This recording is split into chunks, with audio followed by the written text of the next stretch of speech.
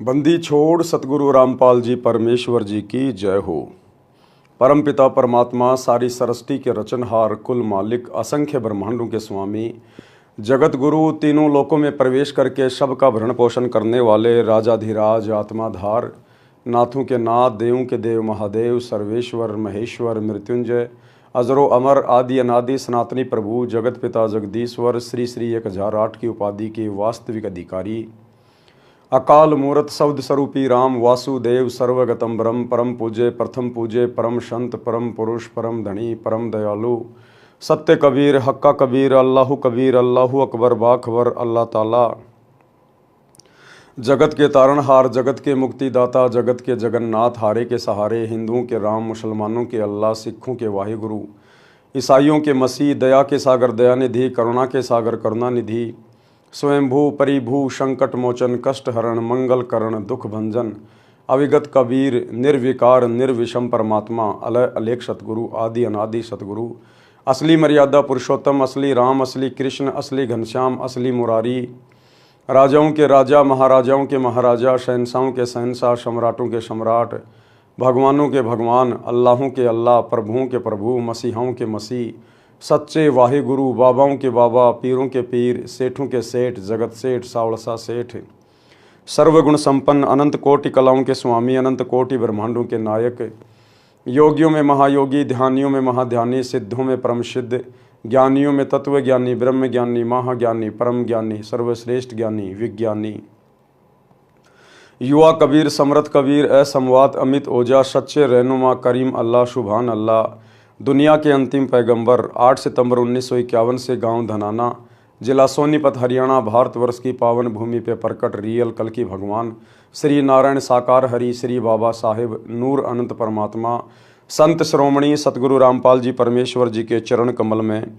साध संगति से जुड़े हुए देश विदेश से आप और हम सभी सत्सेवक भाई बहनों का अनंत कोटि दंडवत प्रणाम। सत्साई भाई और बहनों, दया परमपिता परमेश्वर जी की, सारी सृष्टि के मालिक सतगुरु रामपाल जी की, जिनके विशेष आशीर्वाद से, शुभ आशीर्वाद से, उन्हीं के कर कमल से लिखित पवित्र पुस्तक जीने की राह के ऊपर वीडियो बनाने की श्रृंखला जारी है। इसी श्रृंखला में आज हमारा 18वें नंबर का वीडियो है। भाई और बहनों, प्रत्येक वीडियो में गुरुदेव भगवान के आशीर्वाद से हमें अध्यात्म के विषय में बहुत ही गहरी गहरी बातें पता चल रही हैं, जो बातें हमारे विश्वास को दृढ़ करती हैं, और जो भाई बहन केवल सत्संग ही सुन रहे हैं उन्हें भी बहुत सारी बातों का पता चल रहा है।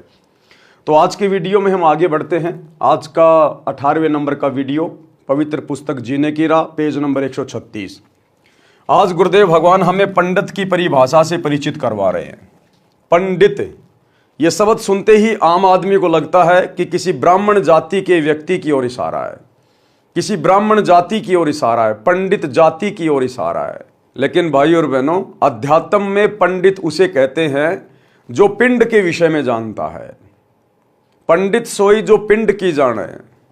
पिंड यानी ये शरीर, एक ब्रह्मांड का पूरा लघु चित्र हमारे इस शरीर के अंदर है। तो कहते हैं पंडित सोई जो पिंड की जाने, और ब्राह्मण सोई जो ब्रह्म पहचाने। ब्रह्म यानी भगवान, जो भगवान को पहचानता है, असल में वो ब्राह्मण है। आज इस पृथ्वी पर यदि वास्तव में कोई पंडित है, कोई ब्राह्मण कहलाने का अधिकारी है, तो केवल सतगुरु रामपाल जी के फॉलोवर हैं, जो उस ब्रह्म को पहचान गए, जो वास्तव में पंडित हैं, जिनको ज्ञान है, आत्म ज्ञान है, परमात्म ज्ञान है, जो पिंड के विषय में जानते हैं। तो असल में इस पृथ्वी पर सतगुरु रामपाल जी के भक्तों के अलावा ना तो कोई ब्राह्मण है, ना कोई पंडित है। बाकी झूठी फीत लगाकर चाहे दुनिया घूमती रहो, लेकिन उनको अध्यात्म के विषय में कै ख गय का भी ज्ञान नहीं है। पंडित की परिभाषा, पंडित कहते हैं विद्वान को।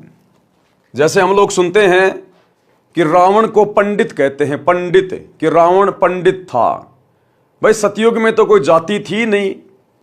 अगर पंडित कोई जाति है तो रावण को फिर पंडित क्यों कहते हैं कि रावण पंडित था? सतयुग में तो पंडित नाम की कोई जाति थी ही नहीं, जाति धर्म उस समय थे ही नहीं, तो रावण को पंडित क्यों कहा जाता है? पंडित यानी विद्वान, जिसे शास्त्रों का ज्ञान हो, भक्ति का ज्ञान हो, उसको कहते हैं पंडित, विद्वान। पंडित कहते हैं विद्वान को। मेरे पूज्य गुरुजी ब्राह्मण जाति में गांव बड़ा पैतावास, तहसील चरखी दादरी, जिला भिवानी, हरियाणा में जन्मे थे। गुरुदेव भगवान कह रहे हैं कि मेरे मुंह बोले गुरुदेव, यानी गुरुदेव भगवान का कोई गुरुदेव नहीं है, ये जगत गुरु हैं। और जो जगत गुरु होता है वो स्वयं परमात्मा होता है, परमेश्वर होता है, जो पूरे जगत को ज्ञान देने के लिए आता है। तो जगत गुरु का कोई गुरु नहीं हो सकता धरती पे। जगत गुरु कबीर परमात्मा को कहते हैं। जाति हमारी जगत गुरु, परमेश्वर है पंथ, दास गरीब लिखित पढ़े, मेरा नाम निरंजन कंत। लेकिन गुरुदेव भगवान ने आप और हमारे तक अपना संदेशा पहुंचाने के लिए, आप और हमें अपनी शरण में लेने के लिए अपने आप को छुपाते हुए एक मुंह बोला गुरु बनाया, गुरु शिष्य परंपरा का निर्वाह किया। तो आदरणीय राम देवानंद जी को 17 फरवरी 1988 के दिन इस कबीर परमेश्वर सतगुरु रामपाल जी ने लोक दिखावे में अपना मुंह बोला गुरु धारण किया। इसलिए गुरुदेव कह रहे हैं कि मेरे जो गुरुदेव थे वो ब्राह्मण जाति में थे। आपको कभी पंडित नहीं कहते थे। यानी आदरणीय राम देवानंद जी परंपरागत पंडित जाति में जन्मे थे, लेकिन उसके बावजूद भी वो कभी अपने आप को ब्राह्मण नहीं कहते थे। मेरे दादा गुरुजी, मेरे गुरुजी के गुरुजी गांव छावड़ा दिल्ली में नजफगढ़ के पास के जाट थे। वे छोटी आयु में ही संत गंगेश्वरानंद जी के सत्संग से प्रभावित होकर उनके साथ हरिद्वार चले गए थे। संत गंगेश्वरानंद जी ने उनको काशी विद्यापीठ में पढ़ने के लिए छोड़ा। वे तीक्ष्ण बुद्धि के धनी थे। 4 विषयों में आचार्य की डिग्री प्राप्त की, जिस कारण से जाट होते हुए भी पंडित चिदानंद जी के नाम से पुकारे जाते थे। गांव गोपालपुर, तहसील खरखोदा, जिला सोनीपत प्रांत, हरियाणा में उनका आश्रम है। उस पर बोर्ड लगा है, पंडित चिदानंद जी गरीबदासी आश्रम गोपालपुर। उनका नाम चिदानंद जी था। कोई ब्राह्मण भाई दुख ना माने, इसलिए पंडित की परिभाषा बताना अनिवार्य था, सो बताई है। क्योंकि आगे का सत्संग पंडित पे चलेगा, विद्वान पे चलेगा। तो कोई परंपरागत पंडित या ब्राह्मण जाति वाला दुख ना मानने बातें सुन के कि भाई सतगुरु रामपाल जी तो हम पंडितों को क्रिटिसाइज कर रहे हैं। नहीं, पंडित का मतलब होता है विद्वान, जो गुरु पद पे है, जो लोगों का मार्गदर्शन करता है, उसको कहते हैं ब्राह्मण, पंडित। सुदामा जी पंडित थे। सुदामा जी ब्राह्मण कुल में जन्मे थे। निर्धनता चरम पर थी। कई बार बच्चे भी भूखे सो जाते थे। सुदामा जी की धर्मपत्नी को पता था कि द्वारिका के राजा श्री कृष्ण जी के साथ सुदामा जी की अच्छी मित्रता रही है। पत्नी ने बहुत बार कहा कि आप अपने राजा मित्र कृष्ण से कुछ धन मांग लाओ। सुदामा जी कहते थे कि पंडित का काम मांगना नहीं होता, परमात्मा के विधान को समझकर उसके अनुकूल जीवन यापन करना होता है। गरीबदास जी ने भी कहा है। क्या कहा सुदामा जी ने? हम भक्तों को शिक्षा लेने की आवश्यकता है। आज हमारे गुरु भाई बहन जो साध संगति से नहीं जुड़े हुए हैं, जो ज्ञान को आधार बना के भक्ति नहीं कर रहे, आज वे आश्रमों में फोन पे फोन करते हैं, गुरुजी के पास जेल में मेरी प्रार्थना भेज दो, गुरुजी के पास मेरी अरदास लगा दो, मेरी प्रार्थना लगा दो। कोई क्या मांग रहा है, कोई क्या मांग रहा है।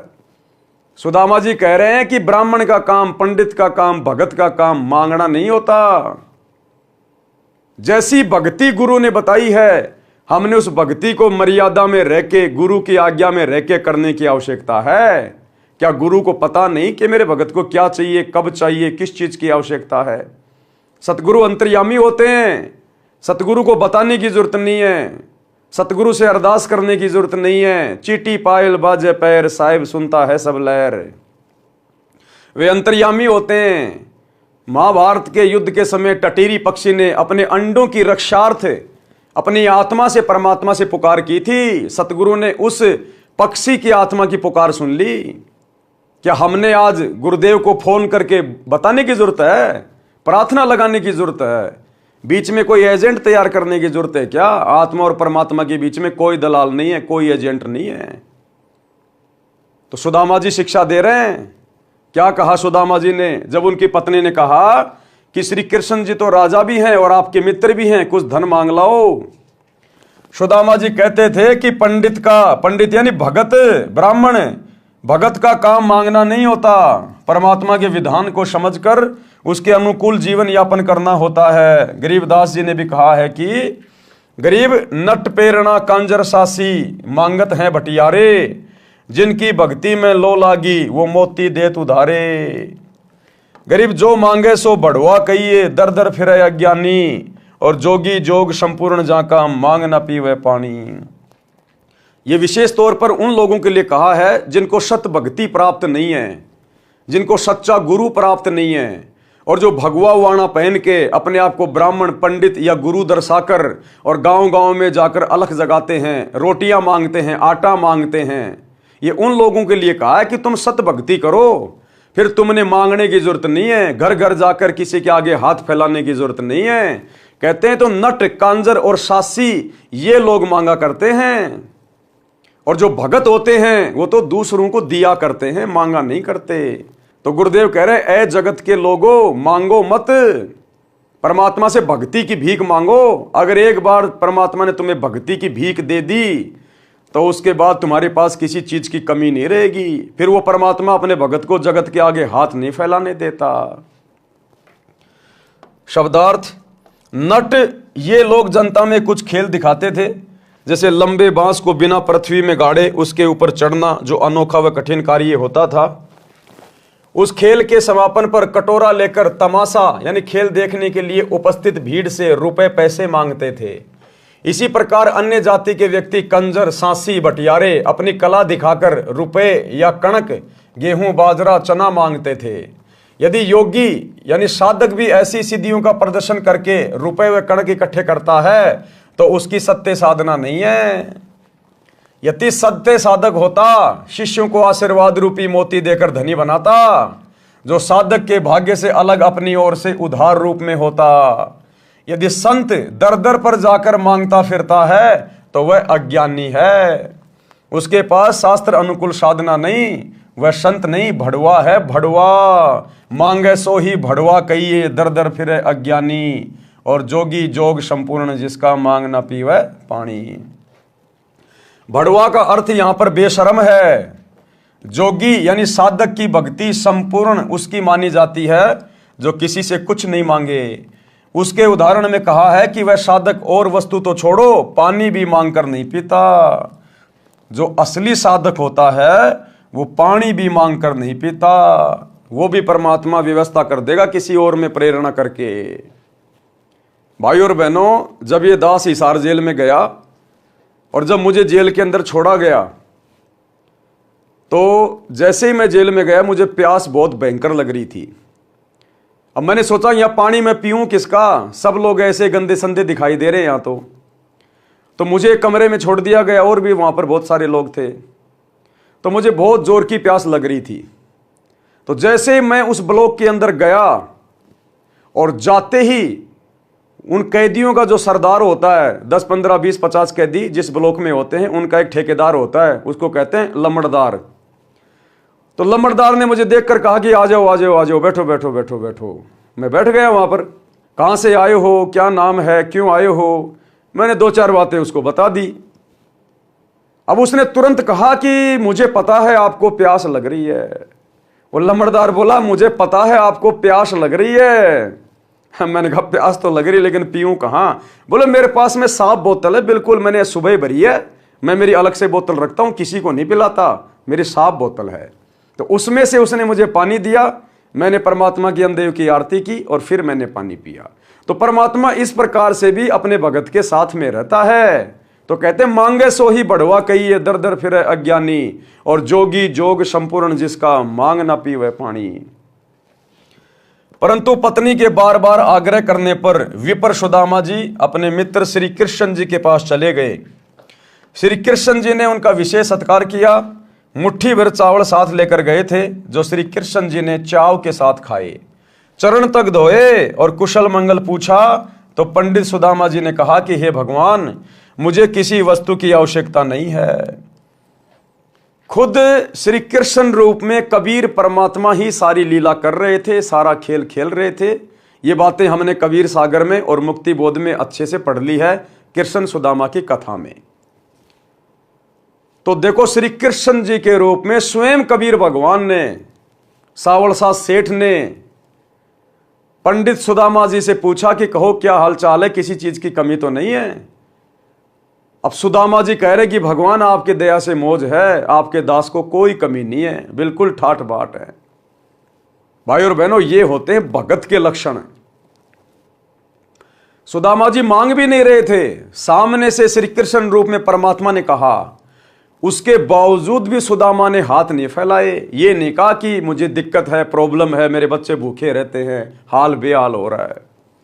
बोला नहीं नहीं भगवान, आपके रहते सहते बोले आपके दास को क्या चिंता। उधर शेख फरीद की हमने कथा पढ़ी, उसने अपनी आंख निकाल के दे दी उस बुढ़िया को कि जल्दी से मुझे आग दे दे, नहीं तो मेरे गुरुजी नाराज हो जाएंगे। आंख निकाल दी, आंख पे कपड़ा बांध के गुरुजी के पास आया और गुरुजी ने कहा, रे शेख फरीद क्या हो गया। बोला गुरुजी क्या हो सकता आपके दास को, आपके रहते सहते गुरुदेव आपके दास को क्या हो सकता है, मौज है मौज है। और आज हम कलयुग की बिचली पीढ़ी के भगत, सच्चा सतगुरु प्राप्त करके, सच्ची भक्ति प्राप्त करके, तत्व ज्ञान लेकर और आश्रम के नंबरों पर लाइन लगा रखी है भीख मांगने के लिए, लाइन। अरे भक्ति से कौन से दिन प्राप्त करोगे? अरे गुरु के विधान अनुसार भक्ति करके कौन से दिन प्राप्त करोगे? कब प्रसन्न करोगे गुरुदेव को? या खाली मांगते रहोगे? ये आदत छोड़ोगे नहीं। असंख्य जन्म नट प्रेरणा कांजर सासी बन के मांगे, आज तुम भगत बन के भी मांग रहे हो। अरे ये वो सतगुरु है जिससे मांगने की जरूरत नहीं है, इसने तो सब कुछ दे दिया। गुरु समान दाता नहीं, याचक शिष्य समान, तीन लोक की संपदा सो गुरु दीनी दान। अरे 21 ब्रह्मांड का सबसे उत्तम नाम दे दिया तुम्हें, सबसे बड़ी संपत्ति, और फिर भी तुम मांगे जा रहे हो, मांगे जा रहे हो, भिखारी बन रहे हो। जो भक्ति गुरुदेव ने दे दी उसको मर्यादा में रह के करो, अपने गुरु को परमात्मा मान के विश्वास करके भक्ति करो, तुम्हें मांगने की जरूरत नहीं पड़ेगी, कांजर सासी भटियारा बनने की जरूरत नहीं पड़ेगी तुम्हें। अपने गुरु से केवल भक्ति मांगी जाती है। लेकिन तुमने तो लाइन लगा दी, गुरुजी से मेरी प्रार्थना कर दो, मेरा पोता हो जाए, मेरा बेटा नौकरी लग जाए, मेरा मकान बन जाए। गुरुदेव कहते हैं तुम्हें मांगना भी नहीं आता, चौथा युग आ गया। कहते भक्ति दान मोहि दीजिए देवन के देवा हो, जन्म पाया भूलू नहीं करहूं पद सेवा हो। भगत ने केवल भक्ति मांगनी चाहिए अपने गुरु से, सांसारिक और भौतिक सुख नहीं मांगने चाहिए, केवल भक्ति। भक्ति में सर्वस्व आ जाता है अगर मर्यादा में रह के करोगे तो श्री कृष्ण रूप में कबीर परमात्मा सतगुरु रामपाल जी ने खुद कहा कि भाई क्या चाहिए, बाकी सब ठीक है। तो सुदामा जी कह रहे बिल्कुल चंगा। तो पंडित सुदामा जी ने कहा कि ये भगवान मुझे किसी वस्तु की आवश्यकता नहीं है, आपकी कृपया से ठीक निर्वाह हो रहा है, जबकि घर पर पूरा परिवार भूखा मर रहा था। एक सप्ताह श्री कृष्ण जी के पास रुककर सुदामा जी घर को चल पड़े।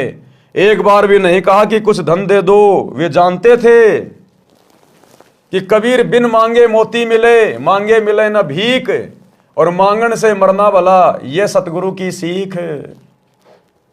शब्दार्थ, कबीर परमात्मा ने भी बताया है कि जो पूर्ण परमात्मा की सत्य साधना करता है, तो आज हम पूर्ण परमात्मा की सत्य साधना कर रहे हैं नहीं कर रहे? हमारे गुरुजी पूर्ण परमात्मा है या नहीं है? 2000% पूर्ण परमात्मा। कबीर परमात्मा ने बताया कि जो पूर्ण परमात्मा की सत्य साधना करता है उसे मांगना नहीं चाहिए, ना ही तो जगत से मांगना चाहिए, ना रिश्तेदारों से मांगना चाहिए, ना आड़ोसी पाड़ोसी से मांगना चाहिए। अरे भगत तो लोगों को उधार देता है, सतगुरु के भगत होकर हम दुनिया के भिखारी बन रहे हैं। जरा सी दिक्कत आई नहीं, रिश्तेदारों के आगे हाथ फैला देते हैं, समाज के आगे हाथ फैला देते हैं। परमात्मा कहते हैं तुम्हारी भक्ति चल नहीं रही, तुम मर्यादा में नहीं हो, अन्यथा भगत तो दुनिया को उधार देते हैं, भगत दुनिया का भिखारी नहीं बनता, और वो भी सतगुरु का भगत है। अरे सेठों के सेठ सावड़ सा सेठ का बेटा क्या कभी किसी से भीख मांगेगा? क्या किसी साहूकार का बेटा किसी के आगे हाथ फैलाता है? और यदि हाथ फैला रहा है तो वो जगत में हंसी का पात्र बनता है, वो हंसी का पात्र बनता है। तो हमारे गुरुदेव तो सेठों के सेठ जगत सेठ है, इनसे ऊपर तो कोई है ही नहीं। और इनके बेटा बेटी होके यदि हम जगत से, समाज से, रिश्तेदारों से, यार दोस्तों से भीख मांगते हैं, भाई देना जरा 5000 रुपये उधार, देना जरा 10,000 रुपये उधार, तो हमसे बड़ा भिखारी है कोई दुनिया में? कबीर परमात्मा ने भी बताया है कि जो पूर्ण परमात्मा की सत साधना करता है उसे मांगना नहीं चाहिए। मांगने से परमात्मा रुष्ट हो जाता है, उसको भिक्षा भी नहीं मिलती। वह साधक यानी भगत परमात्मा पर विश्वास रखकर नहीं मांगेगा तो परमात्मा उसकी इच्छा पूरी करेगा। लेकिन संगत को विश्वास ही तो नहीं है कि हमारे गुरुजी परमात्मा होंगे, हमारे गुरुजी कबीर जी होंगे। इन्होंने तो कागज के टुकड़े को, दाढ़ी मूछ वाली कबीर की नकली फोटो को भगवान मान रखा, उसको परमात्मा मान रखा है। यानी मोती जैसी बहुमूल्य वस्तु भी दे देगा। पूर्ण सतगुरु यही शिक्षा देता है कि मांगने से तो व्यक्ति जीवित ही मर जाता है, मांगने से तो मरना भला है। भावार्थ आत्महत्या से नहीं है, यहां अपनी इच्छाओं का दमन करके मृतक बनकर रहने से है। श्री कृष्ण जी राजा थे, अपने मित्र की स्थिति को समझकर विश्वकर्मा जी को आदेश देकर 1 सप्ताह में सुदामा जी का महल बनवा दिया तथा बहुत सारा धन भी दे दिया। अगर श्री सुदामा जी जरा सी भी गलती कर देते और जब श्री कृष्ण रूप में कबीर भगवान ने कहा कि भाई क्या चाहिए, अगर उस समय सुदामा जी जरा सा भी भावुक हो जाते, लोभ लालच में आ जाते और कह देते कि भगवान हालत खराब है, एक झोपड़ी सी बनवा दो, हो सकता है भाइयों और बहनों 1 गाड़ी अनाज की भी दे देता परमात्मा, हो सकता है उसकी झोपड़ी भी बनवा देता। लेकिन आज सुदामा का नाम श्री कृष्ण जी के साथ में नहीं जुड़ता, आज ये कथा पूरे समाज में नहीं फैलती। लेकिन सुदामा ने उदाहरण पेश कर दिया कि मांगन से मरना भला, ये सतगुरु की सीख है। उसने मांगा नहीं, क्योंकि भगत का काम मांगना नहीं होता। जो साधना गुरु ने बताई है उस साधना को सफल करो, मर्यादा में रह के भक्ति करो, गुरु को प्रसन्न करो, भक्ति भाव में चल के, जगत भाव में चल के नाराज मत करो। अगर उस समय सुदामा मांग लेता, गलती कर देता, तो आज सुदामा का भक्ति इतिहास में नाम नहीं होता। और नहीं मांगा तो परमात्मा ने बिना मांगे दे दिया, उसका महल बनवा दिया जो सुदामा कभी सौपन में भी नहीं सोच सकता था, और धन धान्य से पूरा घर भर दिया, पूरी जिंदगी का समाधान कर दिया उसका। अपने मित्र की स्थिति को समझकर विश्वकर्मा जी को आदेश देकर 1 सप्ताह में सुदामा जी का महल बनवा दिया तथा बहुत सारा धन भी दे दिया। पंडित सुदामा जी अपने धर्म कर्म पर डटे रहे, जिस कारण से उनको लाभ हुआ। इसे पंडित कहते हैं, जो मांगे सो बढ़ुआ कहलाता है। पंडित की यही परिभाषा है। प्रसंग चल रहा है दीक्षा यानी नाम लेने के पश्चात भगत की आस्था संसार तथा परमात्मा में कैसी होनी चाहिए। नाम दीक्षा लेने के बाद भगत ने किस प्रकार से भक्ति मार्ग पर संभल के चलना चाहिए, संसार के प्रति भगत की सोच कैसी होनी चाहिए और परमात्मा यानी अपने गुरु के प्रति कैसी सोच होनी चाहिए। उस प्रसंग में पवित्र कबीर सागर ग्रंथ के अध्याय अनुराग सागर में परमेश्वर कबीर जी ने अपनी प्रिय आत्मा धर्मदास जी को इस प्रकार बताया है। अध्याय अनुराग सागर का सारांश, अनुराग सागर पेज नंबर 3 से 5 तक का सारांश। प्रश्न नंबर 3 से, धर्मदास जी ने परमेश्वर कबीर जी से प्रश्न किया। प्रश्न, प्रभु दीक्षा प्राप्ति के पश्चात परमेश्वर में कैसी आस्था होनी चाहिए। उत्तर दिया, परमेश्वर कबीर जी ने बताया है कि जैसे मृग यानी हिरण शब्द पर आसक्त होता है, वैसे साधक परमात्मा के प्रति लगन लगावे। गुरु से लगन कठिन है भाई, सतभक्ति में सतगुरु स्वयं परमात्मा होता है। तो कहते नाम दीक्षा लेने के बाद जिस प्रकार वो हिरण जो एक शब्द के ऊपर आसक्त हो जाता है, उसके बाद वो शिकारी उसके साथ जो मर्जी करे, उसको काटे या घर ले जाए, लेकिन वो हिरण विवश हो जाता है उस शब्द को सुनकर उसकी धुन के ऊपर, और शिकारी के घुटनों पे आके अपना सर रख देता है। इसी प्रकार सतगुरु से नाम की दीक्षा लेने के बाद, उनके सत्संग सुनने के बाद, सतगुरु समझ में आने के बाद कि सतगुरु स्वयं परमात्मा है, भगत ने अपने आप को समर्पित कर देना चाहिए। तन मन शीस ईस अपने पे पहलम चोट चढ़ावे, जब कोई राम भगत गति पावे। यानी फिर भगत ने समाज की तरफ नहीं देखना, संसार की तरफ नहीं देखना, जीवित ही मृतक हो जाना चाहिए। क्योंकि सतगुरु के शरण में आने के बाद सतगुरु हमें जो ज्ञान देगा, जो भक्ति देगा, जो मर्यादाएं देगा, उस आधार से समाज से, जगत से हमारा कोई विशेष लगाव होना ही नहीं चाहिए। ना हम कोई त्योहार मनाएंगे, ना हम फालतू की परंपराओं को निभाएंगे, ना हम व्यर्थ के रीति रिवाजों को निभाएंगे, ना हम घूमने जाएंगे, ना कोई पिकनिक पे जाएंगे, तो भला फिर समाज से यारी दोस्ती रिश्तेदारी निभाने के लिए बच क्या गया? हम तो समाज की तरफ से मर जाते हैं। और जैसे हमें गुरुदेव भगवान कहें, जो मर्यादा बता दी, जो नियम बता दिए, हमने केवल उसी हिसाब से चलना है, एक कदम भी आउट नहीं चलना। और नाम दीक्षा लेकर यदि हम राजनेताओं की रैलियों में धक्के खाते रहेंगे, दुनिया के आरक्षणों में जाके बैठ जाएंगे, गुंडों की सीबीआई जांच करवाएंगे, जाटों की धर्मशाला बनवाएंगे, स्टेडियम बनवाएंगे, अयोध्या में भंडारा लगाएंगे, बजरंग दल के साथ बैठ के बांग्लादेश के मुसलमानों के खिलाफ नारे लगाएंगे, तो भैया फिर सतगुरु कुछ नहीं करेगा। इसका मतलब अभी आपको ना तो सतगुरु समझ में आया, ना अभी आपको ज्ञान समझ में आया। तो गुरुदेव के कहने का मतलब है कि नाम दीक्षा लेने के बाद आपने भी उस हिरण की तरह अपने गुरुदेव के चरणों में स्वयं को न्योछावर कर देना चाहिए, समर्पित कर देना चाहिए। केवल गुरु की मर्यादा और भगत का पैर, यानी एक भी अपना कदम गुरु की मर्यादाओं के खिलाफ नहीं जाना चाहिए, गुरु की आज्ञा के खिलाफ नहीं जाना चाहिए, तब जाकर वो भगत सफल होगा। इसलिए कहते हैं गुरु से लगन कठिन है भाई, लगन लगे बिन काम न सरता, जीव प्रलय हो जाई। गुरु से लगन कठिन है भाई, समर्पित काल होने नहीं देता। हिरण यानी मृग पकड़ने वाला एक यंत्र से विशेष शब्द करता है जो हिरण को अत्यंत पसंद होता है। जब वह शब्द बजाया जाता है तो हिरण उस ओर चल पड़ता है, और शिकारी जो शब्द कर रहा होता है उसके सामने बैठकर मुख जमीन पर रखकर समर्पित हो जाता है, अपने जीवन को दांव पर लगा देता है। इसी प्रकार उपदेशी को परमात्मा के प्रति, किस परमात्मा के प्रति? सतगुरु के प्रति समर्पित होना चाहिए, अपना जीवन न्योछावर कर देना चाहिए, यानी समाज से हट जाना चाहिए, सामाजिक परंपराओं से हट जाना चाहिए, रीति रिवाजों से हट जाना चाहिए, केवल अपने गुरुदेव के आदेश के अनुसार ही चले जो सत्संगों में उन्होंने बता दिए होते हैं। दूसरा उदाहरण, हमने किस प्रकार अपने सतगुरु के प्रति समर्पित होना चाहिए, तब जाकर हमारा ये मोक्ष वाला बात बनेगा, जन्म मरण का रोग कटेगा। पतंग यानी पंख वाला कीड़ा जो प्रकाश बहुत प्रिय है, यानी जो पतंग होता है उसको प्रकाश यानी लाइट बहुत प्यारी लगती है। अपनी प्रिय वस्तु को प्राप्त करने के लिए वह दीपक, मोमबत्ती, बिजली की गर्म लाइट के ऊपर आसक्त होकर उसे प्राप्त करने के उद्देश्य से उसके ऊपर गिर जाता है और मृत्यु को प्राप्त हो जाता है। कहने का मतलब है हम अपने गुरुदेव भगवान के वचन पर इस कदर दृढ़ हो जाएं कि हमने समाज को नहीं देखना, यारी दोस्ती रिश्तेदारी को नहीं देखना, वो चाहे हमें कितना ही कुछ कहें, कितना ही ताना मारें, कितना ही व्यंग करें, हमें कैसा भी कुछ कहें, लेकिन हमने उनकी बातों की ओर ध्यान नहीं देना, तवज्जो नहीं देना। गुरुदेव की मर्यादाओं के अनुसार, गुरुदेव के आदेश के अनुसार ही हमने अपना जीवन यापन करना है।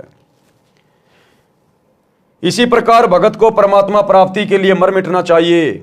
समाज की परंपरागत साधना को तथा अन्य शास्त्र विरुद्ध रीति रिवाजों को त्यागने तथा सत्य साधना करने में कठिनाई आती हैं, उनका सामना करना चाहिए।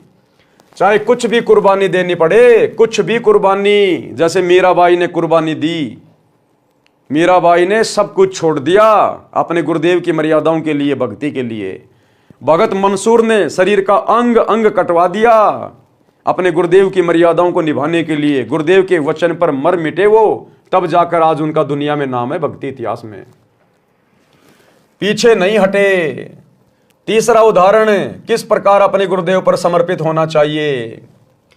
पुराने समय में पत्नी से पहले यदि पति की मृत्यु हो जाती थी तो पत्नी अपने पति से इतना प्रेम करती थी, वह अपने मृत पति के साथ उसी चिता में जलकर मर जाती थी। अगर भक्ति करूंगा तो केवल अपने गुरु की, अगर भक्ति करूंगा तो केवल अपने गुरु की, वरना यह शरीर छोड़ना मंजूर, लेकिन भक्ति करूंगा तो सतगुरु की। उस समय घर तथा कुल के व्यक्ति समझाते थे कि तेरे छोटे छोटे बच्चे हैं, इनका आपके बिना कौन पालन करेगा। चाचे ताऊ किसी के बच्चों को नहीं पालते। जब तक माता पिता होते हैं तब तक कुल के व्यक्ति प्यार की औपचारिकता करते हैं, वास्तव में प्रेम तो अपनों में ही होता है। आप इन छोटे छोटे बच्चों की ओर देखो, बच्चे पिता के वियोग में रो रहे होते हैं, माता का पल्लू पकड़कर रोकते हैं। उस स्त्री को उसके सोने के आभूषण भी दिखाए जाते हैं, देख इनका क्या होगा, कितने सुंदर तथा बहुमूल्य आभूषण हैं। आप अपने बच्चों में रहो, परंतु वह स्त्री प्रेम वश होकर उसी चिता में जिंदा जलकर मर जाती है। इसी प्रकार सतगुरु की शरण में आने के बाद ये काल या फिर काल प्रेरणा से अन्य समाज के लोग जो उपदेशी नहीं हैं वो हमें कितना ही परेशान करें, कितना ही तंग करें, कितना ही लोभ लालच दें, भगत के अंदर लोभ लालच का अंश भी प्रवेश नहीं करना चाहिए। क्योंकि परमात्मा कहते हैं कामी क्रोधी लालची इनसे भक्ति ना होय, भक्ति करे कोई सूरमा जात वर्ण कुल खोय। यानी काल हमें हर प्रकार से तोड़ने का भी प्रयास करेगा। पहले हमारे को ये गरीबी में रख के प्रयास करता है कि ये भक्ति छोड़ दे दुखी होके, फिर एक समय बाद ये हमारे को इतना धन देगा, इतना धन देगा कि हो सकता है ये धन में पागल होकर लोभ लालच में आकर भक्ति में जो है आस्था हटा ले, भक्ति में ढीला पड़ जाए। तो हमें हर प्रकार से यहां पर तोड़ने का प्रयास किया जाएगा और उस समय वो हमारी परीक्षा होती है।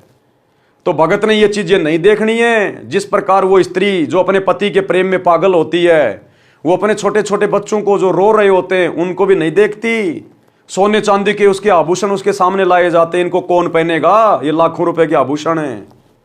वो कुछ नहीं देखती, उसका प्रेम केवल अपने पति में, उसके ऊपर धुन सवार होती है। इसी प्रकार हमारा प्रेम अपने सतगुरुदेव भगवान में, हमारी आसक्ता अपने गुरुदेव भगवान में, हमारा समर्पण हमारे गुरुदेव भगवान में। हमने जगत भाव में नहीं चलना, अब हमने काल के जाल में नहीं फंसना। सतगुरु ने इतना ज्ञान दे दिया, इतना ज्ञान दे दिया, 4 युगों में यह ज्ञान परमेश्वर ने किसी को नहीं दिया। साहिब ने भेद दिया सब खोला अपनी सतलोक राजधानी का। आप अपने बच्चों में रहो, परंतु वह स्त्री प्रेमवश होकर उसी चिता में जिंदा जलकर मर जाती थी, पीछे कदम नहीं हटाती थी। पहले तो इस प्रकार सती होती थी, कोई 1-2 ही होती थी, बाद में ये रीति रिवाज कुल की मर्यादा का रूप ले गई थी। पति की मृत्यु के पश्चात स्त्री को जबरन उसी चिता में जलाया जाने लगा था, जिससे सती प्रथा का जन्म हुआ। बाद में यह संघर्ष के पश्चात समाप्त हो गई। इस कथा का सारांश है कि जैसे एक पत्नी अपने पति के वैराग्य में जिंदा जलकर मर जाती है, मुख से राम राम कहकर चिता में जल जाती है। जगत में जीवन दिन 4 का कोई सदा ना रहे, ये विचार पति संग चाली कोई कुछ कहे। इसी प्रकार जगत में जीवन दिन 4 का कोई कुछ भी कहे, समाज की परंपराओं को छोड़कर, रीति रिवाजों को छोड़कर हम तो अपने गुरुदेव भगवान के साथ चलेंगे। जो आज्ञा गुरुदेव की है, जो नियम गुरुदेव के हैं, हम नहीं तोड़ेंगे, ना समाज के लिए, ना परिवार के लिए, ना यारी दोस्ती रिश्तेदारी के लिए। हम प्रत्येक वचन निभाएंगे अपने आत्मा के कल्याण के लिए। शब्दार्थ, बहुत पुराने समय में स्त्री अपने मृत पति के साथ जलकर मर जाती थी। उस समय उसकी आस्था अपने पति के अतिरिक्त किसी अन्य धन संपत्ति, बालकों या आभूषण में नहीं रहती थी। वह विचार करती थी कि संसार में आज नहीं तो कुछ दिन बाद मृत्यु होगी। संसार के व्यक्ति कुछ भी कहें, वह किसी की परवाह नहीं करती थी। इस तरह का विचार करके वह स्त्री अपने पति के साथ जलकर मरती थी। यह कुरीति थी, परंतु उस समय बहुत महत्व माना जाता था। अब शिक्षित समाज ने इस कुरीति व जुल्म का अंत कर दिया है।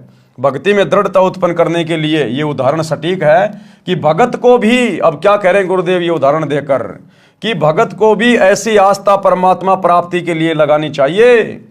संसार के व्यक्तियों की सांसारिक बातों पर ध्यान न देकर अपने उद्देश्य की सफलता के लिए दृढ़ता से भक्ति करें, मर्यादा का पालन करें। नीचे की वाणियों में यही समझाया है कि भगत सत्य पुरुष की साधना के लिए ऐसे ही लगन लगाए, संसार के नाते संपत्ति को भूल जाए और केवल परमात्मा में ध्यान लगाए। लेकिन भाई यहां तो सांसारिक नातों को निभाया जा रहा है, दृढ़ किया जा रहा है। गुरुदेव के दोनों लड़के हरियाणा के जाट समाज की गोहाना जाट धर्मशाला बनवा रहे हैं, 1 करोड़ रुपए लगा रहे हैं भगत समाज का, जाटों से यारी निभा रहे हैं अपने समाज से। धनाना गांव में लोगों से यारियां निभा रहे हैं, करोड़ों रुपए का बैडमिंटन का स्टेडियम बना रहे हैं अपने समाज के लिए, जाट समाज के लिए, अपने स्वार्थ के लिए, ताकि हमारे आश्रम के बनने में, आश्रम के चलने में धनाना गांव वाले कोई दिक्कत पैदा ना करें। गांव वालों का मुंह बंद किया जा रहा है, वो जो कहते हैं वही काम करवाया जा रहा है, चाहे मर्यादा टूटे चाहे ना टूटे। 2 कोडी के राजनेताओं की रैलियों में संगत को बसों में भर भर के भेजा जा रहा है ताकि बीजेपी सरकार हमसे प्रसन्न रहे और हरियाणा में हमारे आश्रम चलते रहे। तो यहां तो बिल्कुल उल्टा काम हो रहा है भाई और बहनों, बिल्कुल उल्टा। हम कौन से दिन समझेंगे फिर, कब समझेंगे? अब इस सतगुरु के अलावा कोई दूसरा सतगुरु धरती पे नहीं आने वाला। इस ज्ञान के अलावा अब कोई और ज्ञान कोई नहीं देने वाला। और अब भी यदि हमारी बुद्धि सेंटर में नहीं है तो हम फिर सतलोक जाने के योग्य नहीं हैं। हे धर्मदास, इसी प्रकार भगत का विचार होना चाहिए। ऐसे ही जो सत्य पुरुष लोलावे, कुल परिवार सब विसरावे। इसी प्रकार जिसकी लगन अपने गुरुजी में लग गई, सत्य पुरुष में लग गई, जिसको अपना गुरु समझ में आ गया, ये भक्ति समझ में आ गई, जिसको आत्म कल्याण की चिंता सताने लग गई, क्या कहते हैं, कुल परिवार सब बिसरावे। बिसराने का मतलब ये नहीं कि छोड़ छाड़ के चला जाए परिवार को, नहीं, अपनी भक्ति करे, परिवार में रहे, लेकिन अपनी भक्ति और मर्यादाओं को प्रथम रख के चले। अगर परिवार की कोई मर्यादा, कोई परंपरा, कोई रीति रिवाज अगर भक्ति में बाधक है तो वो हम स्वीकार नहीं करेंगे, वो हम बिल्कुल भी नहीं मानेंगे। बाकी जो परमात्मा ने रोल दे दिया, एक बेटे का, एक बाप का, एक बहन का, एक पति का, वो हम सारे निभाएंगे, प्यार प्रेम से रहेंगे, कमाएंगे, दमाएंगे। लेकिन जहां बात आएगी हमारी मर्यादाओं में, समाज की कोई परंपरा, कोई रीति रिवाज अगर अड़चन पैदा करेगी तो उस समय हम समाज की बात नहीं मानेंगे, हम परिवार को देख के नहीं चलेंगे, लोक लाज में नहीं आएंगे। प्रथम गुरु की भक्ति और मर्यादा, बाकी फिर अन्य काम। तो कहते हैं ऐसे ही जो सतगुरु लोलावे, कुल परिवार सब बिसरावे। नारी सुत का मोह न आने, जगत और जीवन शोपन कर जाने। नारी यानी स्त्री, पत्नी, सुत यानी बेटा, बेटी, इनका कोई मोह नहीं होना चाहिए। जगत और जीवन शोपन कर जाने कि भैया 4 दिन की जिंदगी है, अगर बेटा बेटी की मोह ममता में पड़ा रहूंगा तो मेरा तो जीवन नरक बन जाएगा, अगले जन्म में गधा बन के घूमूंगा। बेटा बेटी को पढ़ाओ लिखाओ, बढ़िया खिलाओ, कपड़े लाके दो, इससे ज्यादा नहीं, इससे ज्यादा मोह ममता में नहीं पड़ना। मेरे बेटे को मैं बैरिस्टर बना दूं, इंजीनियर बना दूं, डॉक्टर बना दूं, मैं इसका जीवन सफल कर लूंगा। पहले अपना तो जीवन सफल कर ले, बेटा बेटी के तो बाद में देखना, पहले अपना तो कर ले। तो परमात्मा कहते हैं फालतू के चक्कर में मत पड़ना, और बेटा बेटी को भी समय पे भक्ति में लगा दे। एक बार जब वो डॉक्टर बन गया फिर वो तेरी नहीं मानने वाला, तो अपने बच्चों को भी बचपन से भक्ति लाइन पे लगाओ। जग में जीवन थोड़ा भाई, अंत समय कोई नहीं सहाई। बहुत प्यारी नारी जगमाही, मात पिता जाके समनाही। स्त्री, कहते हैं स्त्री अपने माता पिता से भी प्यारी लगने लगती है, लेकिन अंत समय में जब तेरा समय आएगा वो स्त्री भी तेरे साथ नहीं जाएगी जो तुझे बहुत प्यारी लगती है। तेहि कारण नरसीस जो देही, अंत समय सो नहीं संग देही। जिस औरत के कारण इंसान लड़ाई झगड़ा करके अपना सिर तक दे देता है, कोई उसकी औरत को टेढ़ी आंख से देख ले, कुछ कह दे, उसके लिए लड़ने मरने को तैयार हो जाएगा, तूने मेरी औरत को यह कैसे कह दिया। कहते हैं अंत समय में वो तेरी औरत भी तेरे साथ नहीं जाएगी जिसके कारण तू शीश देने को तैयार है। चाहे कोई जड़े पति के संगा, फिर दोनों बने कीट पतंगा। अगर कोई अपने उस पति के प्यार में, प्रेम में, वियोग में, वैराग्य में अगर उसके साथ में जल के मर भी जाती है तो भी वो साथ नहीं रहेंगे भाई। वो पत्नी अपने कर्म आधार से क्या पता कौन सी योनि में जाएगी, वो पति कौन सी योनि में जाएगा, आगे वो भी नहीं मिलेंगे, दोनों बने कीट पतंगा। इसलिए यदि मरना है तो अपने गुरु के प्रेम में मर। या मरने का मतलब है समर्पित हो जा, समाज को मत देख। फिर पशु पक्षी जन्म पावे, बिन सतगुरु दुख कौन मिटावे। वो पति पत्नी फिर अगले जन्म में ना जाने कोई पशु बनेगा, कोई पक्षी बनेगी, कोई किसी योनि में जाएंगे। कहते हैं ये संकट, ये दुख सतगुरु की भक्ति के बिना नहीं कटेगा। ऐसी नारी बहुतेरी भाई, पति मरे तब रुदन मचाई। ऐसी औरतें बहुत हैं, जब पति मरेगा तो बहुत रोएगी, दुख मनाएगी, और काम पूर्ति की हानि विचारे, दिन तेरे ऐसे पुकारे। वो रोती क्यों है? अपने स्वार्थ को रोती है, अपने विषय वासनाओं की पूर्ति के लिए रोती है, और जैसे उसके 12-13 दिन पूरे हो जाते हैं दूसरा खत्म कर लेती है। निज स्वार्थ को रोदन कर ही, तुरंत ही खत्म दूसरों कर ही। शुत परिजन धन सौपन स्नेही, सत्य नाम गहु निज मत एही। श्वेतन संप्रिय और नयाना, सो भी संग नहीं चलत निदाना। कि इंसान को अपने शरीर से प्यारा तो कुछ नहीं लगता, जिस शरीर के लिए लाखों रुपया खर्च कर देता है अगर बीमार हो जाता है तो। कहते हैं अपने शरीर से प्यारा तो इंसान को कुछ नहीं लगता, सो भी संग नहीं चलत निदाना। ये नादान वो भी तेरे साथ नहीं जाएगा अंत समय में। तो क्या साथ जाएगा? केवल सतगुरु की भक्ति जाएगी। गुरु राम पाल मेरा हरदम साथी, रह शब्द रूप में साथ। ये परमात्मा साथ रहेगा, इसकी भक्ति साथ रहेगी। ऐसा कोई ना दिखे भाई अंत समय में हो सहाई, सतगुरु के अलावा अंत समय में कोई भी सहायक नहीं है, सब यहीं रह जाएंगे। ये झूठे रिश्ते नाते सब यहीं रह जाएंगे। आदि अंत का सखा बुलाया, झूठे जगनातू में फिर उमाया। आदि अंत का सखा, ये है वो मित्र आदि अंत का, जिसने हमें उत्पन्न किया और अंत में यही हमें संभालेगा। ये परमात्मा सतगुरु आदि अनादि है, सतगुरु मध्य है मूल, सतगुरु को सिजदा करूं एक पलक नहीं भूल। तो कहते तूने अपने सतगुरु को तो बुला दिया और झूठे रिश्ते नातू में मगन होके बैठ गया। आदि अंत का सखा बुलाया, झूठे जग नातू में फिर उमाया। अंत समय जब दूत गल दबावे, ता समय कहो कौन छुड़ावे। जब यम के दूत आएंगे अंत समय में, भक्तिहीन प्राणी का गला दबाएंगे, उस समय कहते तुझे कौन बचाएगा उनसे। सतगुरु है एक छुड़ावन हारा, निश्चय कर मानू कहा हमारा। काल को जीत हंस ले जाही, सतगुरु काल पर विजय प्राप्त करवा के अपने हंस को सतलोक ले जाता है। काल को जीत हंस ले जाही, अविचल देश जहां पुरुष रहाई।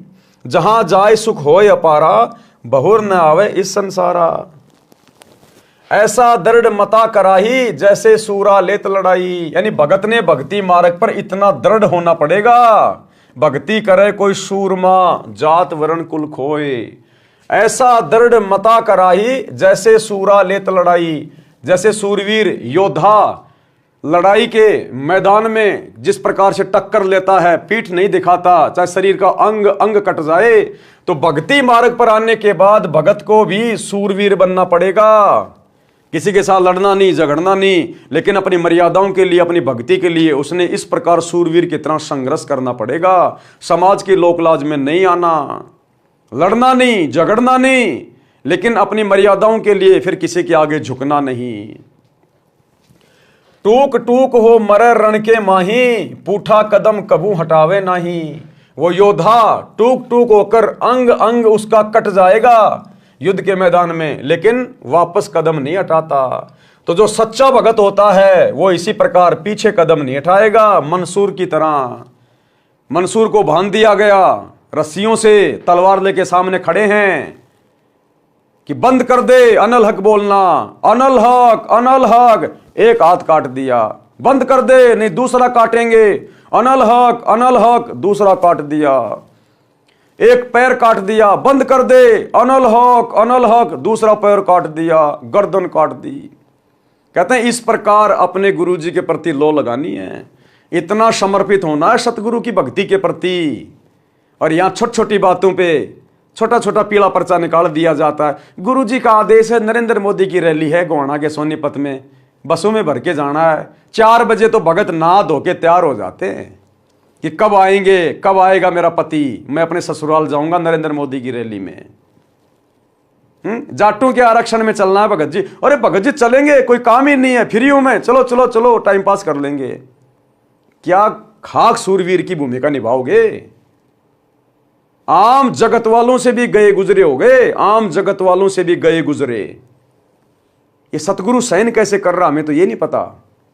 सतगुरु सब कुछ आंखों देखकर भी सहन कैसे कर रहा है, वरना अब तक तो संगत को मर मरा के गधा कुत्ता बन जाना चाहिए था, जो कर्म संगत कर रही है अपने गुरुदेव की गैर हाजिरी में बरवाला कांड के बाद है। लेकिन भाई ये दीन दयाल है। राम किसी को मारे नहीं, मारे तो हत्यारा राम, अपने आप ही मर जाओगे कर कर खोटे काम।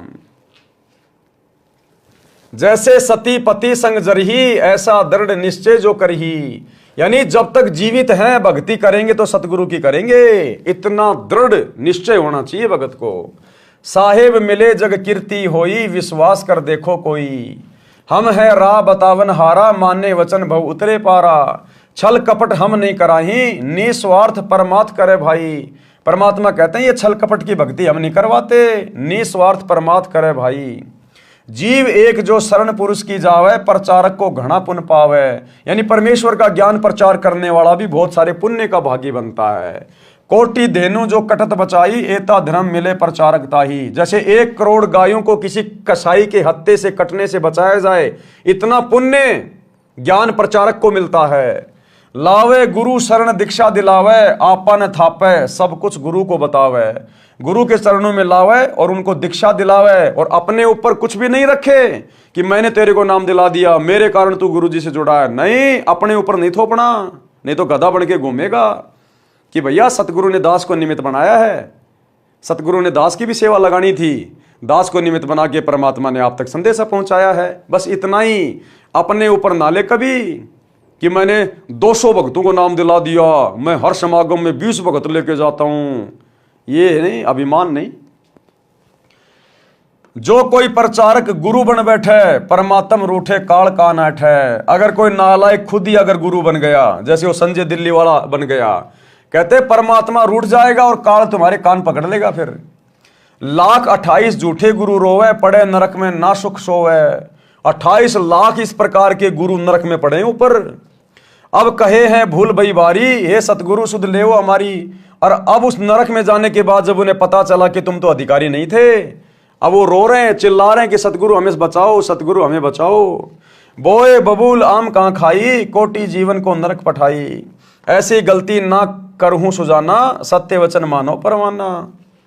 शब्दार्थ, उपरोक्त वाणियों का भावार्थ है कि जब लड़का युवा होता है तो उसका विवाह हो जाता है।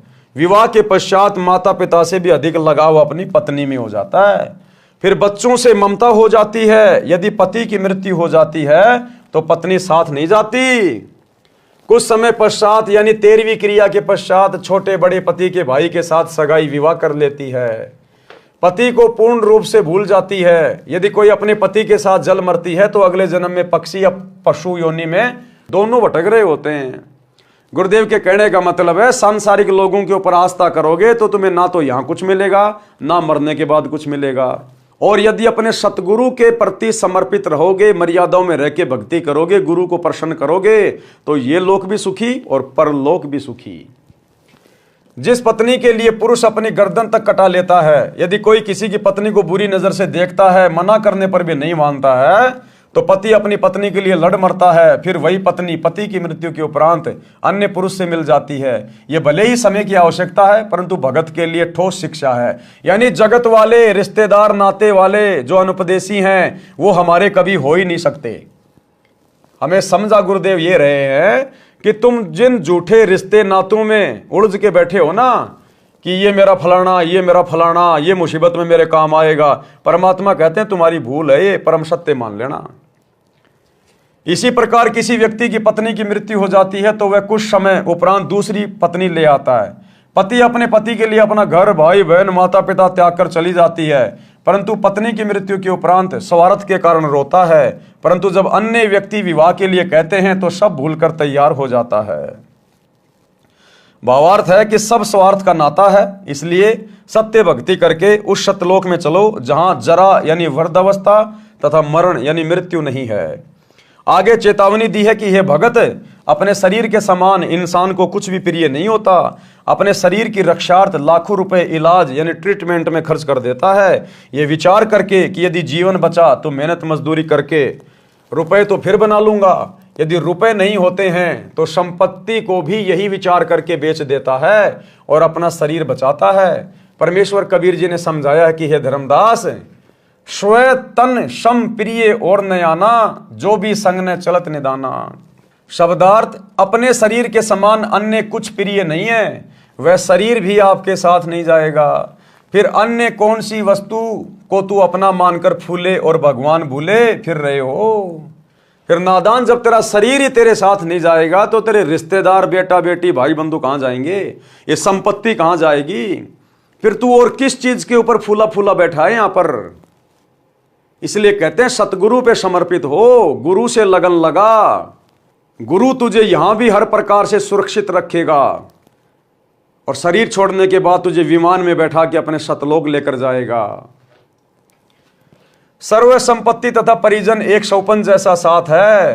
कबीर परमेश्वर जी ने कहा है कि मेरी अपनी राय ये है कि पूर्ण संत से सत्य नाम यानी सत्य साधना का मंत्र लेकर अपने जीवन का कल्याण कराओ। और जब तक आप सौपन संसार में हैं तब तक सौपन देखते हुए पूर्ण संत की शरण में जाकर सच्चा नाम प्राप्त करके अपना मोक्ष कराओ। सभी प्राणी जीवन रूपी रेलगाड़ी में सफर कर रहे हैं। जिस डिब्बे में बैठे हो वह आपका नगर है, जिस सीट पर बैठे हो वह आपका परिवार है। जिस जिसकी यात्रा पूरी हो जाएगी वे अपने अपने स्टेशन पर उतरते जाएंगे। यही दशा इस संसार की है। जैसे यात्रियों को मालूम होता है कि हम कुछ देर के साथी हैं, सभ्य व्यक्ति उस सफर में प्यार प्रेम से रहते हैं, एक दूसरे का सहयोग करते हैं। इसी प्रकार हमने अपने सौपन वाले मानव जीवन के समय को व्यतीत करना है। सौपन टूटेगा यानी शरीर छूटेगा तो पता चलेगा ये क्या था। वह परिवार तथा संपत्ति कहाँ है जिसको संग्रह करने में अनमोल जीवन नष्ट कर दिया। गुरुदेव के कहने का मतलब है इस परिवार में, रिश्तेदारियों में, समाज में, इन रिश्ते नातों में ज्यादा मत उलझो, केवल अपनी जिम्मेदारियों तक सीमित रहो। हद से ज्यादा मोह ममता में पड़ोगे, परमात्मा की भक्ति से छूट जाओगे। अंत में काल यही तुम्हारा पैर खींच लेगा वापस। जहां आशा तां बाशा होई, मन कर्म वचन सुमरियो सोई। और ये अपना है भी नहीं, ये तो एक सौपन में जी रहे हैं अपन। जैसे रात्रि में सौपन आता है, कहां कहां पहुंच जाते हैं, किस किस नगर में पहुंच जाते हैं, राजा महाराजा बन जाते हैं। सौपन में न्यारा ही हमारा एक परिवार बन जाता है, माता पिता होते हैं, पत्नी होती है, बच्चे होते हैं। और जब सौपन सुबह टूटता है तो कुछ भी नहीं था। इसी प्रकार ये जीवन हमारा एक लंबा सपना है, किसी का 30 साल का, किसी का 40 का, किसी का 50 का, किसी का 100 का। और जिस दिन ये जीवन रूपी सौपन टूटेगा यानी शरीर छूटेगा तो बताओ फिर हमारा है क्या? क्या हम वापस इसी परिवार में आ सकते हैं? कभी नहीं आ सकते। क्या वापस आकर हम इस संपत्ति को अपना बना सकते हैं? कभी नहीं बना सकते। तो ये भी तो एक सौपन है। रात्रि वाला छोटा है, ये थोड़ा बड़ा है। तो गुरुदेव कह रहे हैं कि भक्ति में लो लगा लो, ये सारी बातें सोच समझ के आस्था अपनी गुरु में लगा लो पूरी। संसार के अंदर परमात्मा के अतिरिक्त ऐसा कोई नहीं है जो मृत्यु के समय में यम के दूत कंठ को बंद करेंगे, उस समय आपकी सहायता करेंगे। परमेश्वर उसी की मदद करता है जिसने पूर्ण संत से दीक्षा ले रखी हो। परमेश्वर उस सतगुरु के रूप में उपदेशी की सहायता करता है। इसलिए सतगुरु जी की शरण में आने के पश्चात ज्ञानवान साधक परमेश्वर में ऐसी लगन लगाए जैसी हिरण, पतंग, सती और सूरवीर लगाते हैं, जो उदाहरण पहले दे दिए गए हैं। अपने उद्देश्य से पीछे नहीं हटते। सूरवीर टुकड़े टुकड़े होकर पृथ्वी पर गिर जाना बेहतर मानते हैं, पीछे कदम नहीं हटाते। इसी प्रकार दृढ़ भगत अपनी बेइज्जती सहन कर लेगा, मार पिटाई सहन कर लेगा, लेकिन कभी भी लोकलाज में आकर, दबाव में आकर अपने सतगुरु के चरणों से दूर नहीं हटेगा। पुराणों में तथा श्रीमद् भगवद गीता अध्याय 2 श्लोक 38 में कहा है कि अर्जुन, यदि सैनिक युद्ध में मारा जाता है तो स्वर्ग में सुख प्राप्त करता है। भगत भक्ति मार्ग में संघर्ष करते हुए भक्ति करके शरीर त्याग जाता है तो सतलोक सुख सागर में सदा के लिए सुखी हो जाता है। जन्म मरण का संकट सदा के लिए समाप्त हो जाता है। जैसे हमारा जन्म पृथ्वी पर हुआ, हमारे को ज्ञान नहीं था कि हम किसके घर पुत्र या पुत्री के रूप में जन्म लेंगे। फिर हमारे को नहीं पता था कि हमारा विवाह संयोग किसके साथ होगा। ये भी ज्ञान नहीं था कि हमारे घर बेटा जन्म लेगा या बेटी। ये सब पूर्व जन्म के संस्कारवश होता चला गया। आपस में कितना प्यार तथा अपनापन बन गया। सदा साथ रहने की इच्छा रहती है, कोई ना मरे ये कामना करते हुए रहते हैं। इस काल ब्रह्म के लोक में कोई सदा नहीं रहेगा, एक एक करके पहले पीछे सब मरते जाएंगे। सारे जीवन में जो संपत्ति इकट्ठी की थी वह यहीं रहेगी। जीव खाली हाथ जाएगा, परंतु जो पूर्ण संत से सच्चे नाम की दीक्षा लेकर साधना करेगा वह सतलोक जाएगा। वहां पर ऐसे ही जन्म होगा जैसे पृथ्वी पर होता है, उसी प्रकार परिवार बनता चला जाएगा। वहां पर कोई कर्म नहीं करना पड़ता। सर्व खाद्य पदार्थ प्रचुर मात्रा में सतलोक में हैं। सदाबहार पेड़ पौधे, फुलवाड़ी, मेवा, काजू, किशमिश, मनुखा, दाग, दूध के समुद्र। सतलोक में वृद्ध अवस्था नहीं है, मृत्यु भी नहीं है। इसको अक्षय मोक्ष कहते हैं, यानी सदा सदा के लिए मोक्ष, अविनाशी मोक्ष, पूर्ण मुक्ति कहते हैं, जो गीता अध्याय 18 श्लोक 62 तथा अध्याय 15 श्लोक 4 में कहा है। तथा जिस सिद्धि यानी मोक्ष शक्ति को नैष्कर्मीय सिद्धि कहा गया है, जिसका वर्णन गीता अध्याय 3 श्लोक 4, अध्याय 18 श्लोक 49 से 62 में है। इस काल ब्रह्म यानी ज्योति निरंजन के 21 ब्रह्मांडों के क्षेत्र में सभी प्राणी कर्म करके ही आहार प्राप्ति करते हैं। सतलोक में ऐसा नहीं है, वहां बिना कर्म किए सर्व सुख पदार्थ होते हैं। जैसे बाग में फलों से लदपद पेड़ तथा बेल होते हैं, फल तोड़ो और खाओ। सर्व प्रकार का अनाज भी ऐसे ही उगा रहता है, सदाबहार है, जो इच्छा है बनाओ और खाओ। वहां पर खाना बनाना नहीं पड़ता, भोजनालय में रखो, जो खाना चाहते हो अपने आप तैयार हो जाता है। यह सब परमेश्वर की शक्ति से होता है। उस समय सतलोक यानी शाश्वत स्थान को प्राप्त करने के लिए आप जी को सती तथा सूरमा की तरह कुर्बान होना पड़ेगा। अपने गुरुदेव पर सती तथा सूरमा की तरह पूर्णतया समर्पित होना पड़ेगा। भावार्थ है कि अपने उद्देश्य यानी पूर्ण मोक्ष प्राप्ति के लक्ष्य को प्राप्त करने के लिए संसार के सभी लोभ लालच त्यागने पड़े तो विचारने की आवश्यकता नहीं है। यानी सोच विचार नहीं करना भगत ने। अगर कभी ऐसी नौबत आ जाए तो, जैसे बेटा नाम ले लेता है, पूरा परिवार उसके विरोध में आ जाता है।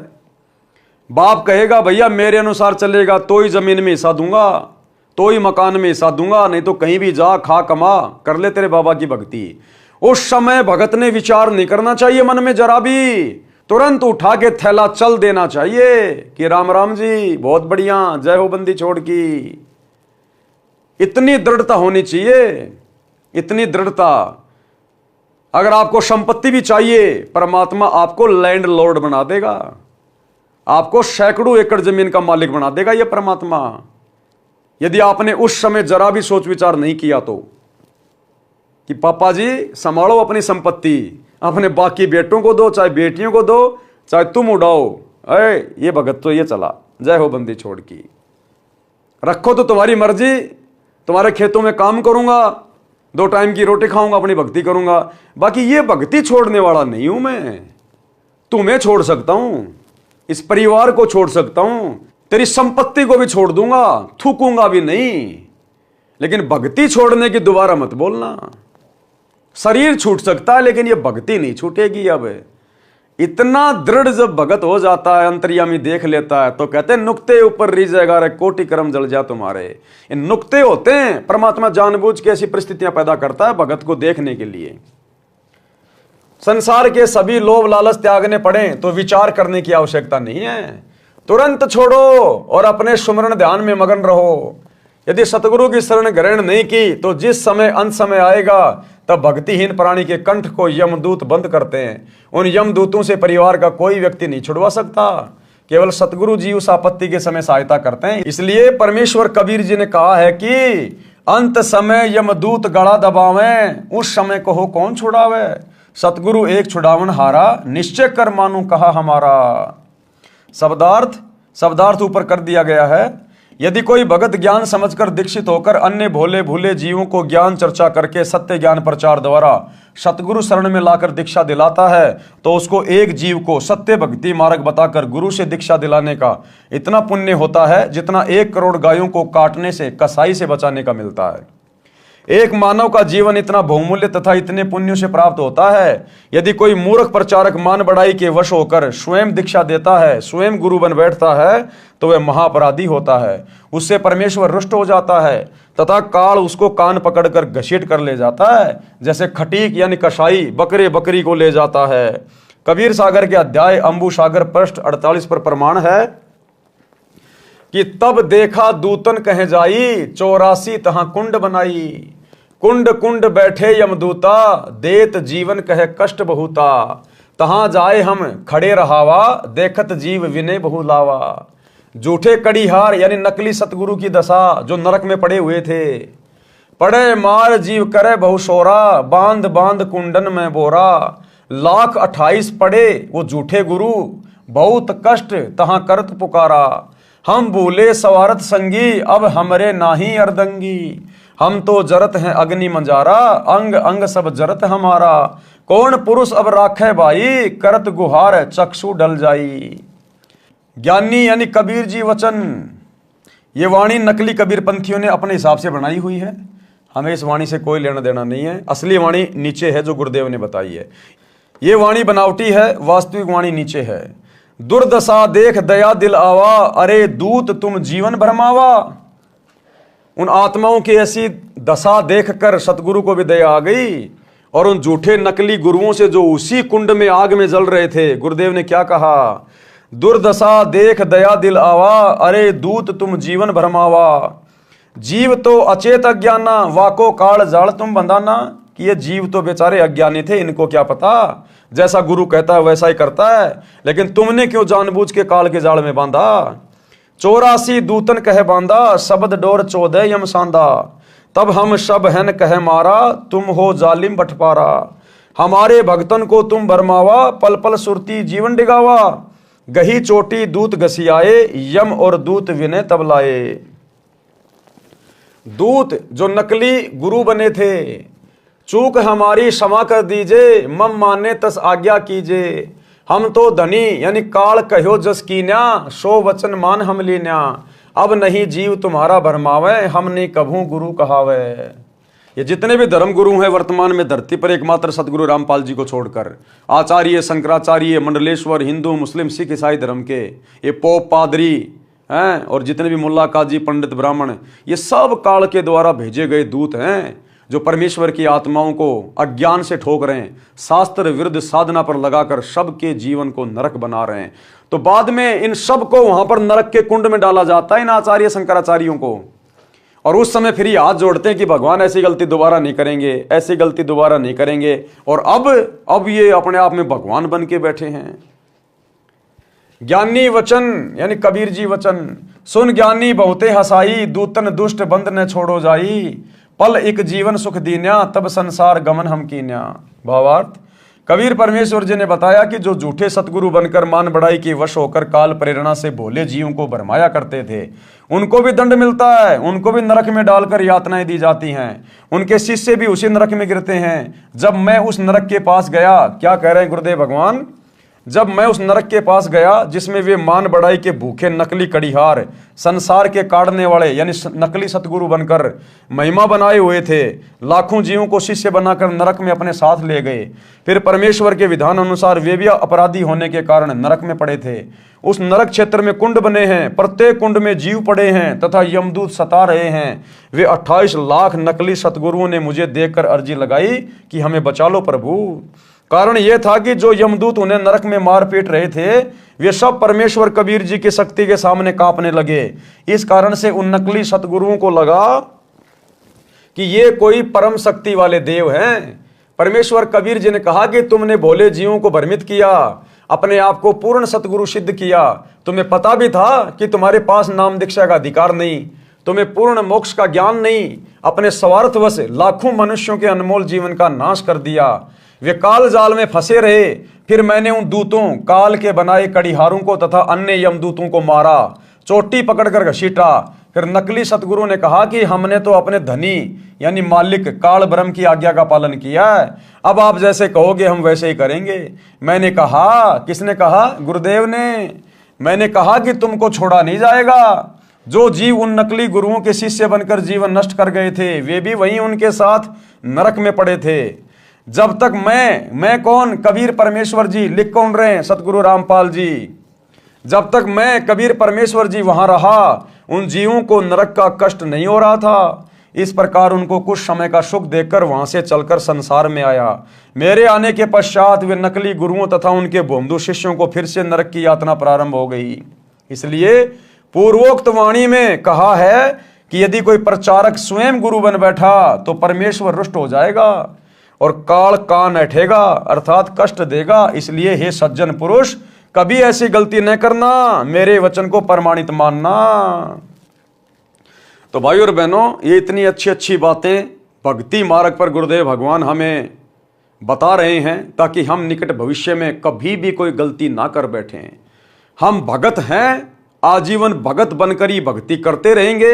हमारा मकसद मोक्ष प्राप्ति है, ना कि दुनिया को मोक्ष का ठेका दिलवाना। परमात्मा कहते हैं आत्म प्राण उद्धार ही, ऐसा धर्म नहीं कोई और। सबसे पहले तो अपनी आत्मा का कल्याण करवाओ, फिर दूसरे भाई बहनों को समझाओ और स्वयं गुरु मत बनो, स्वयं दीक्षा मत दो, अपने सतगुरु के पास लेकर जाओ। और कभी भी इस बात का फिर अहंकार मत करना कि मैंने तुझे नाम दिलाया, मैं नहीं मिलता तो तेरे को सतगुरु नहीं मिलता, मैंने 500 लोगों को नाम दीक्षा दिला दी। इस मान बढ़ाई में कभी मत आ जाना, अन्यथा काल कान ऐठ लेगा। करे करावे साइया, मन में लहर उठा, दादू सिर धर जीव के आप बगल हो जा। तो करने कराने वाला सब कुछ सतगुरु है। आप और हम केवल 2 कोटि के जीव हैं। हम केवल यंत्र हैं, रिमोट सतगुरु के हाथ में है, इसलिए अपने आप को यंत्र मानकर ही भक्ति मार्ग पर चलते रहना चाहिए। तो भाई और बहनों, आज के वीडियो में केवल इतना ही। कल रात्रि 8 बजे सभी भाई बहन फिर से लाइव जुड़िए एक नई वीडियो के साथ में। तब तक गुरुदेव भगवान हम सबको आज्ञा दें, इजाजत दें, सद्बुद्धि दें, आशीर्वाद दें। बंदी छोड़ सतगुरु रामपाल जी भगवान की जय हो।